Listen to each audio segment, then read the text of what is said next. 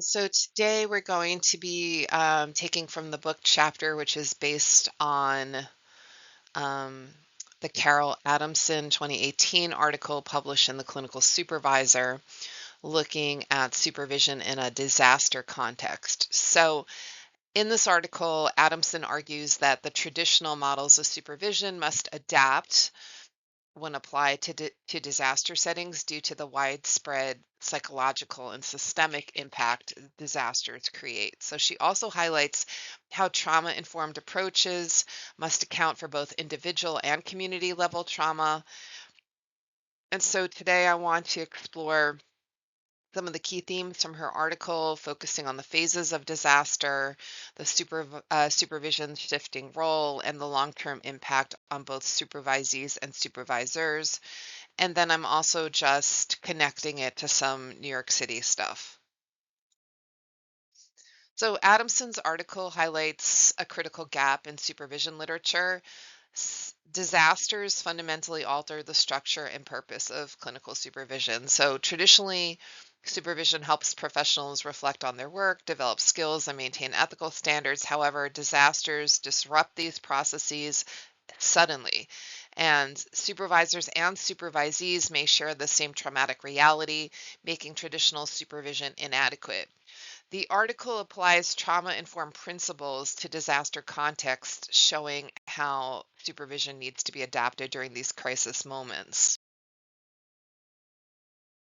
Okay, so the United Nations Office for Disaster Risk Reduction defines a disaster as a major disruption that causes significant human, economic, and environmental losses. Adamson explains that disasters fall into two categories, natural and human made, and both types can destabilize individuals, organizations, and communities, forcing supervisors to shift their approach. For instance, an earthquake may physically displace supervisees, while a terrorist attack can create long term psychological distress. In both cases, trauma informed supervision is essential. So Adamson identifies three dimensions that shape a disaster's impact on supervision. First, magnitude. A small scale disaster affects individuals, while a large scale event can impact entire communities. Second, origin.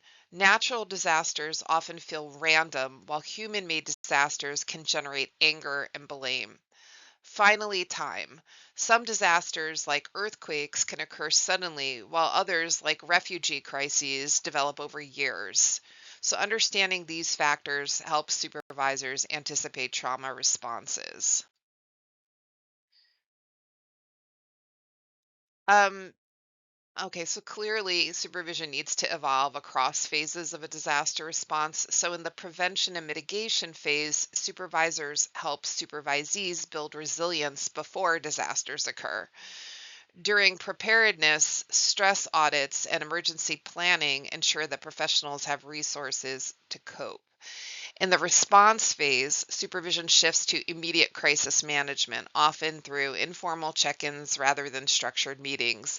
And finally, in recovery, supervisors focus on long term trauma processing and reintegration.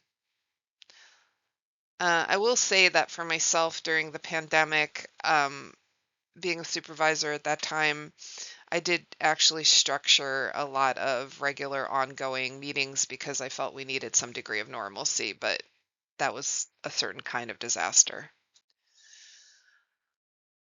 So Adamson provides a real world example from the Christchurch earthquake, which happened in 2010. A social worker was on site during the quake, experiencing severe trauma, and she later developed hypervigilance with aftershocks triggering panic. Her supervisor had also been affected by the disaster, creating a shared traumatic reality. And this case illustrates a key challenge. Supervisors must provide support while managing their own trauma. Traditional supervision, which relies on emotional distance, may be impossible in such situations. Again, because I am the age of a dinosaur, I lived through another disaster in New York City where I was a supervisor, and that was 9/11. Um, so that was I can definitely relate to what the article was talking about here in terms of the challenges. Um, So supervisors are clearly not immune to the effects of disaster, and Adamson identifies three key risks. Secondary trauma, which occurs when supervisors absorb the distress of supervisees. Compassion fatigue happens when prolonged exposure to suffering makes it difficult to feel empathy. And finally, burnout is a serious concern. Supervisors may struggle to manage their own trauma while supporting others, and these risks highlight the need for supervisors to engage in self care and seek their own supervision. Again, drawing from the pandemic book, I was able to get through the pandemic and the subsequent year thereafter, the immediacy of everything. But I personally needed to take a little break after that because I was definitely burnt out, and no amount of self care, and I was certainly implementing quite a bit, was enough to bolster me through that.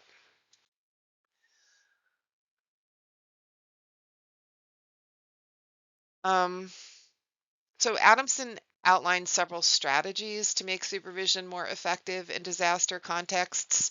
Supervisors need to create safe spaces where supervisees feel validated, just like always. Flexible adaptations, such as informal check ins, are essential when traditional supervision structures break down. Group supervision can help distribute the emotional burden, and self care should be encouraged both for supervisees and supervisors. Finally, organizations should adopt trauma informed policies to ensure ongoing support for professionals working in crisis settings. So, in summary, Adamson's article demonstrates that trauma informed supervision is essential in disaster contexts. Disasters disrupt normal supervision processes, requiring a flexible, adaptive approach, and supervisors and supervisees often experience shared trauma, making traditional supervision models insufficient. So, long term recovery efforts must not be overlooked. Finally, supervisors need to prioritize self care and advocate for trauma informed organizational policies. Um, just sort of thinking about all this as I'm going through a series of disasters that I've lived through in New York City. By integrating these strategies, we can definitely create supervision models that support resilience in crisis situation. And clearly, nothing's perfect. You can't anticipate every scenario and a way to respond, but having something in place is beneficial. I remember very clearly when I first started a job where they were talking to me about pandemics and what to do in pandemic emergencies. And I literally laughed. I mean, this was before COVID, a couple of years before COVID, and we never really had experience with that here in the US, I feel like in a real way. I mean, little bits and pieces of it, or certainly in the New York area in recent history. And I just I they there was actually a protocol in place, and there was a coverage of this topic with me on the onboarding of my position, but I it just didn't feel real. And I remember thinking years later, wow, I we had an emergency protocol in place for that, but I just didn't think that would become reality. Okay, why are we talking about this here? So, as graduate students, I think in counseling programs in New York City, understanding trauma informed supervision in disaster contexts is essential. As I've been peppering through my conversation here, New York City is no stranger to large scale crises, from 9/11 and Hurricane Sandy to the COVID-19 pandemic. As therapists in training, counselors in training, we must prepare for high trauma environments where both clients and professional experiences, where both clients and professionals experience collective distress. Additionally, some unique features of New York City, like its dense population, means that disasters often have widespread impact, affecting entire communities rather than isolated individuals. And this makes shared trauma realities a major consideration for supervision. And learning how supervision adapts in crisis situations will help you develop disaster response competencies that are critical for their future careers. So, obviously, this section and the next subsequent slides that are New York City specific are not related to the article. So I wanted to just kind of unpack this just a little bit for the various settings that we're coming from.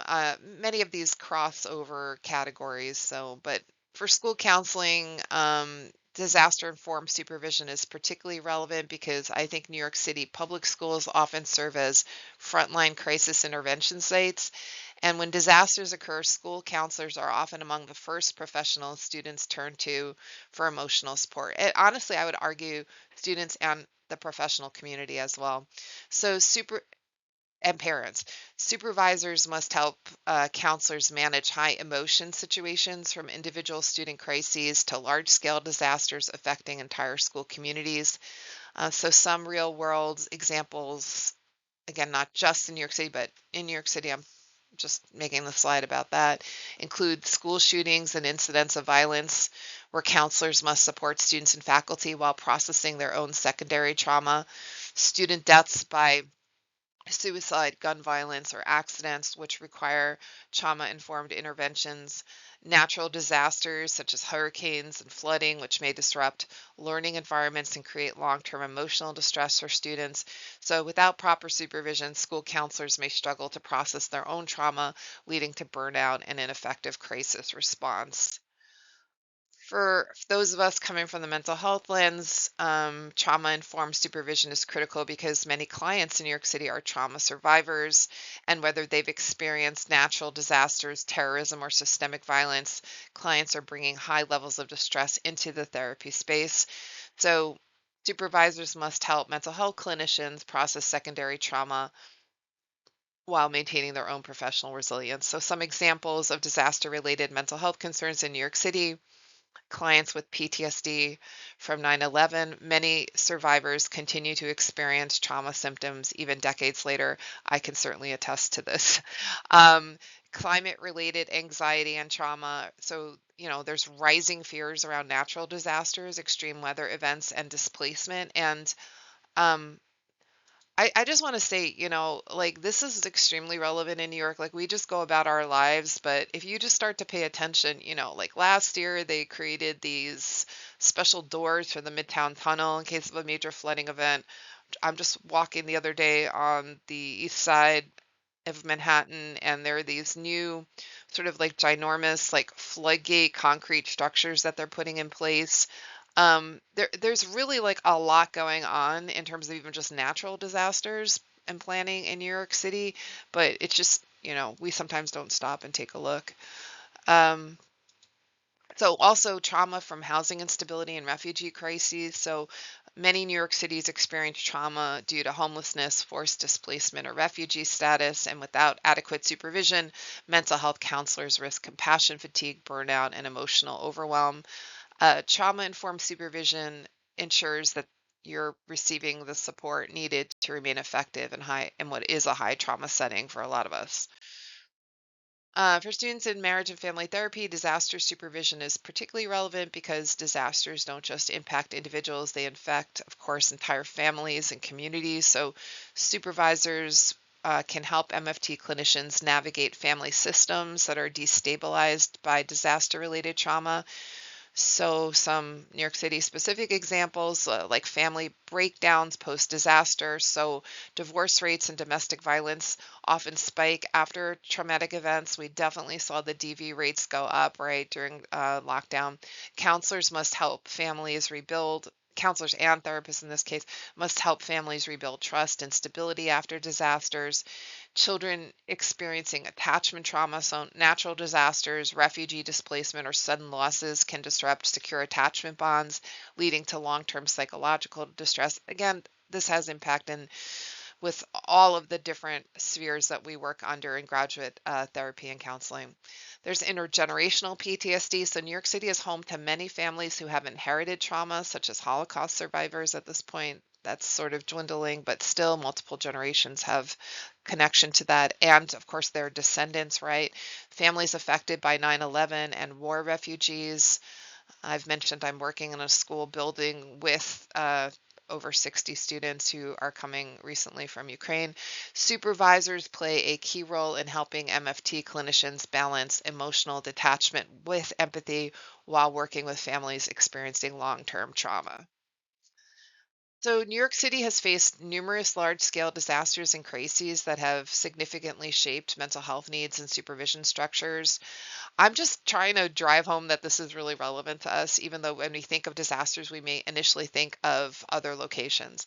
So, I just want to examine some ways supervision has had to adapt in some key recent events. So, if we look at the COVID pandemic, which really hit New York City harder than, many other places, a prolonged crisis, right, that caused mass trauma, burnout, and grief among both clients and clinicians. Supervisors had to help supervisees manage collective trauma and moral injury from high caseloads, patient deaths, in some cases, depending on your setting, right, and systemic breakdowns. Virtual supervision became the norm overnight, right? That wasn't a thing, disrupting traditional supervision dynamics. And of course, we can argue it's changed the way that we do this stuff forever and ever. Many clinicians needed personal trauma support while still providing care.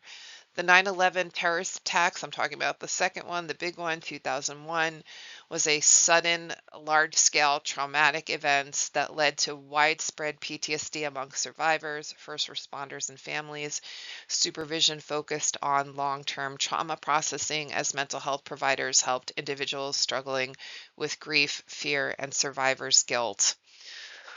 The event also triggered intergenerational trauma with children of survivors later showing PTSD symptoms. I remember working with a group of kids who had been at Stuyvesant High School at the time. Stuyvesant High School's location is right by the towers, was right by the towers. And so, because of just the way that we weren't prepared as a city for something like this, there was no real game plan for getting kids out of the building. And so kids were basically for a long time, well, while it was happening, they were looking out the window watching this unfold.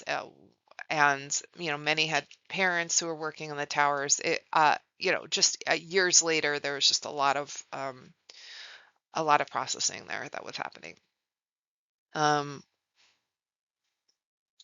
Okay, New York City mental health professionals also had to address racialized trauma and discrimination that followed in the wake of the attacks.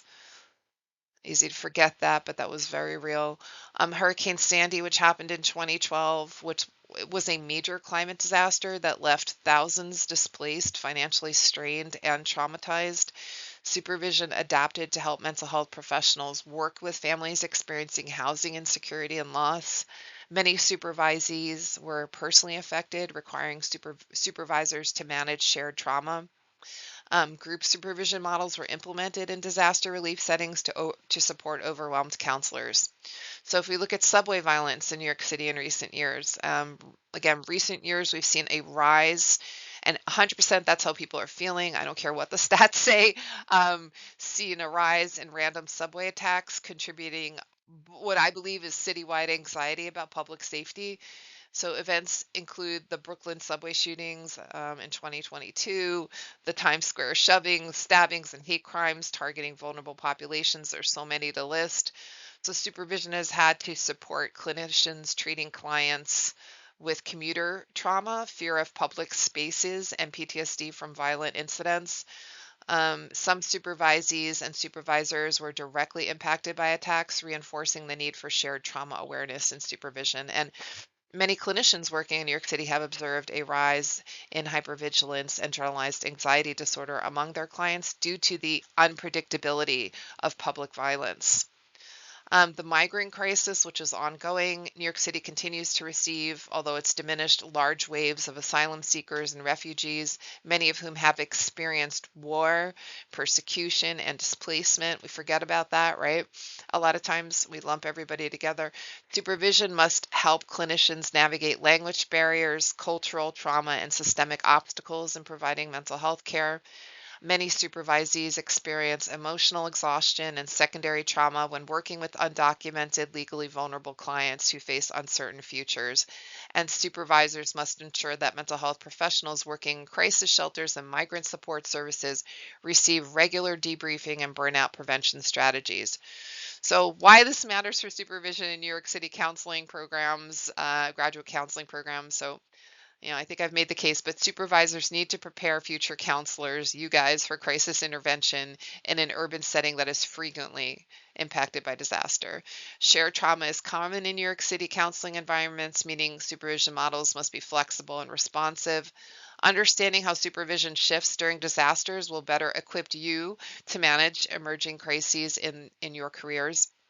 And disaster informed supervision, I think, needs to be embedded in training, as these types of crises are not hypothetical. They are honestly a part of New York City's reality. Take it from a lifelong New Yorker, unfortunately.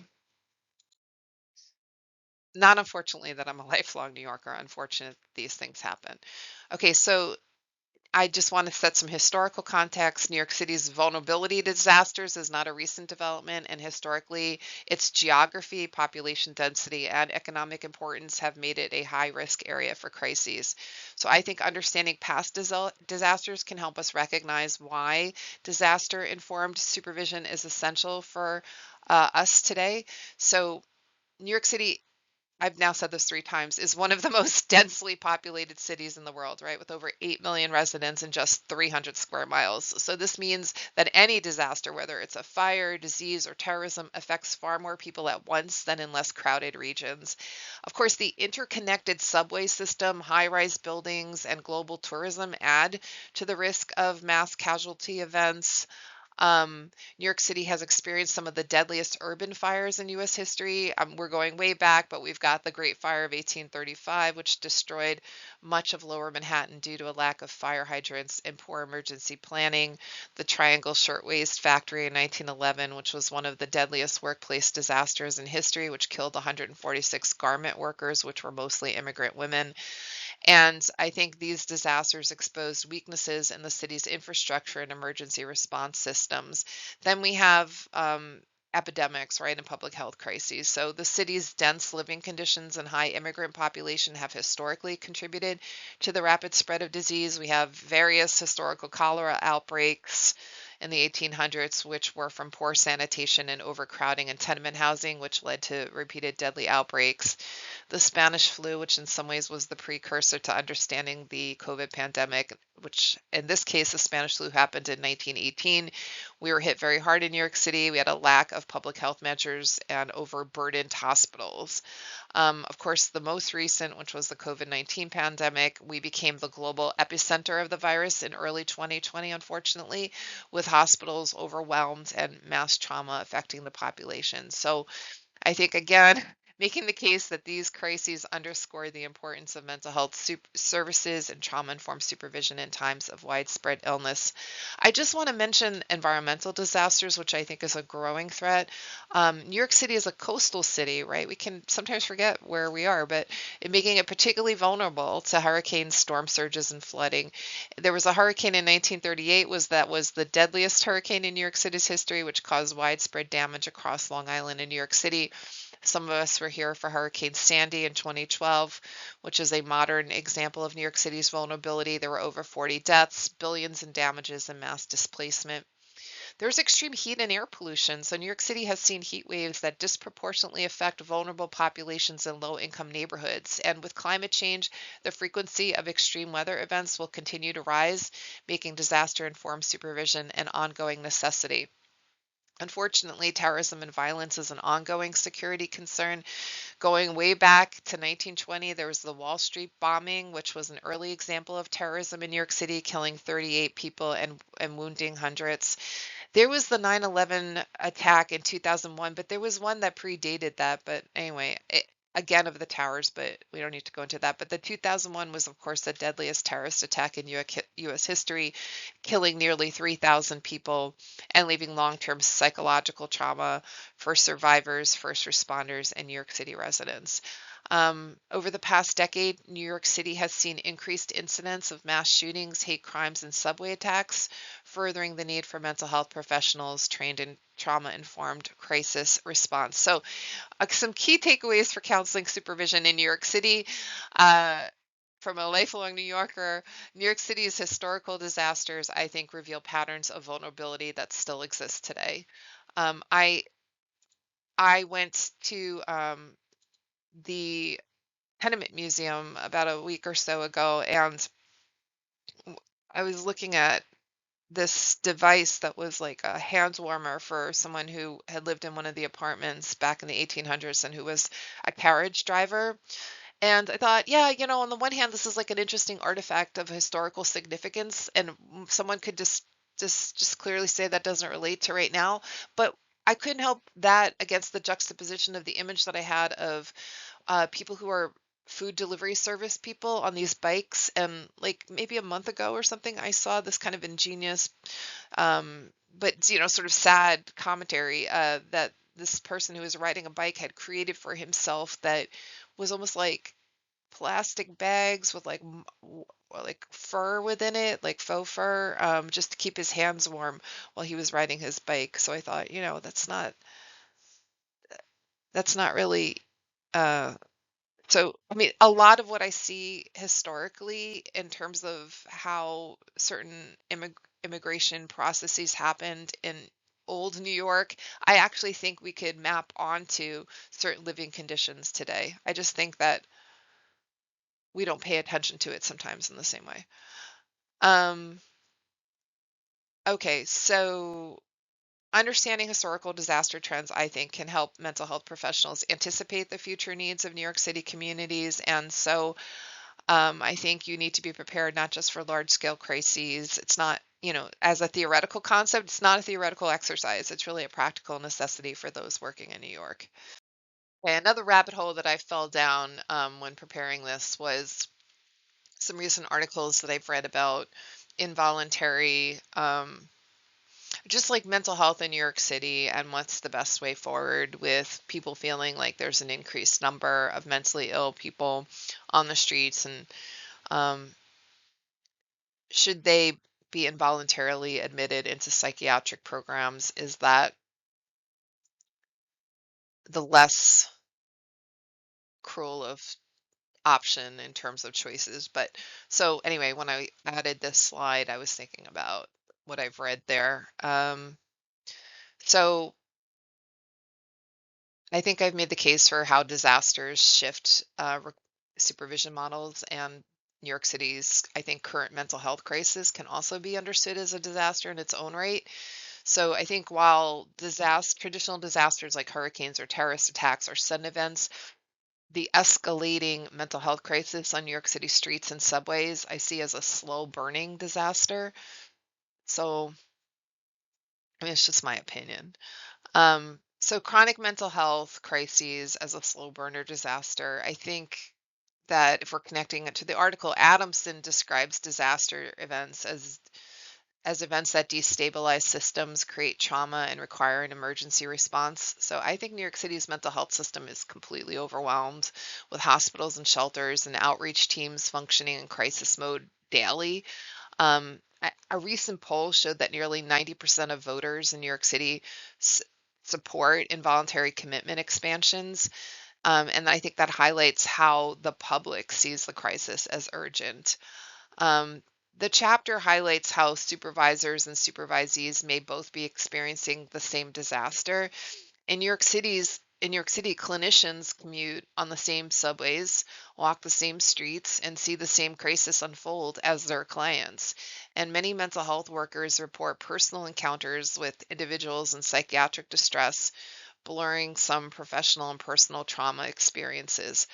I think this creates a need for trauma-informed supervision that acknowledges the impact on both clinicians and supervisors. This would be an interesting study to do. Um, I'm just making a couple of notes here. I mean, I think supervisees need to work in a system where laws around involuntary commitment. When I look at the ethical dilemmas and the systemic failures in supervision on this topic, I think, supervisees are working in a system where laws and involuntary commitment are controversial and changing. Supervisors need to help clinicians navigate when is hospitalization necessary? How do you balance client autonomy versus public safety? What are the legal and ethical implications of involuntary care? And so I think this parallels disaster settings where professionals must make split-second decisions about client safety versus systemic limitations.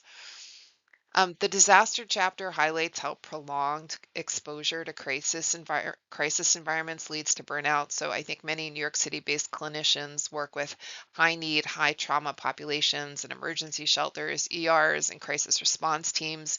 And supervisors must provide continuous emotional processing, debriefing, and burnout prevention strategies.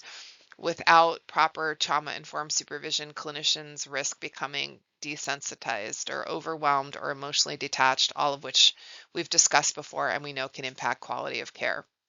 In the chapter, supervision is in disaster shifts from professional development to crisis support. The same must happen, I think, in New York City with supervisors focusing on helping clinicians process daily trauma, provide real-time crisis guidance, teaching rapid response skills for working with high-risk clients.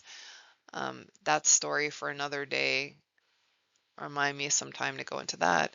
Just as disaster supervision adapts to hurricanes, earthquakes, or terrorist attacks, I think it must adapt to the mental health emergency unfolding in New York City. So, for me, New York City's mental health crisis is a chronic disaster that requires a disaster informed supervision approach. This is just me saying this. Shared trauma and supervision is a major issue. Clinicians and supervisors live through the crisis together. Ethical and legal challenges and involuntary commitment laws, excuse me, parallel, I think, moral dilemmas faced in disaster response. And supervision must prioritize resilience, secondary trauma prevention, and real-world crisis navigation. So it's not just a policy debate, it's a daily reality for New York City clinicians, and their supervision must reflect that. Okay, so having been in the helping professions in New York City since entering social work school at Columbia in 1992, um, I feel like I've seen it all, experienced it all, worked in so many different kinds of settings. I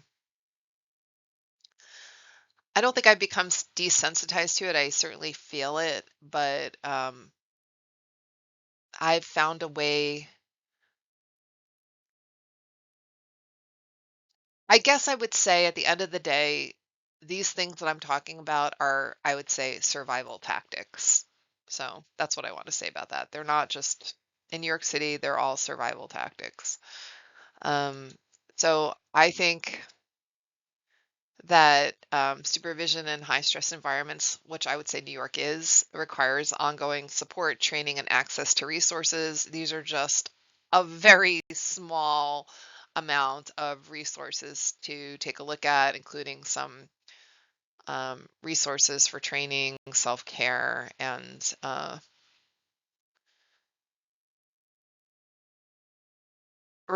disaster response training. So take a look at that at your leisure. Yeah, so I recently had an opportunity to visit the Place campus of St. John's University, which actually grew out of a program that they have in their business school that has to do with insurance mitigation and risk, which initially sounded like a boring way to spend 3 or 4 hours, but kind of got me thinking about this disaster stuff in a way that I maybe wouldn't have otherwise thought about. Anyway, I won't go into too many details about what that experience was about, but I do want to indicate that that there's clearly an upward trend in the occurrence of natural disasters globally and nationally. The financial repercussions of these disasters are escalating with significant implications for economies and communities. The trends underscore the critical need for enhanced disaster preparedness and resilience strategy. That's all I wanted to say. Thank you.